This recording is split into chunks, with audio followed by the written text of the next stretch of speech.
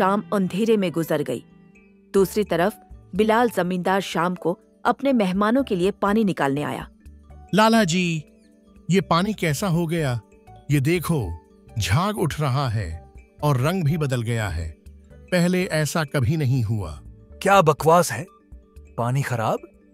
ये कौआ मेरे दादा का है, बरसों से यही पानी है। झाग आ गया तो आसमान नहीं टूटा। 2 बाल्टी निकालो और मेहमानों को दे दो। दलबर ने हचकिचाते हुए पानी निकाला, मगर मेहमानों ने जैसे ही पानी को मुंह लगाया, पानी जमीन पर फेंक दिया। इसमें से एक ने कहा, पानी बदबूदार है। दूसरा ने कहा, यह तो बीमार कर देगा। बिलाल के चेहरे पर पसीना आ गया, लेकिन यह पसीना गर्मी का नहीं था, परेशानी का था। अगले दिन कुआं में पानी सड़ चुका था और पानी की सतह नीचे जा चुकी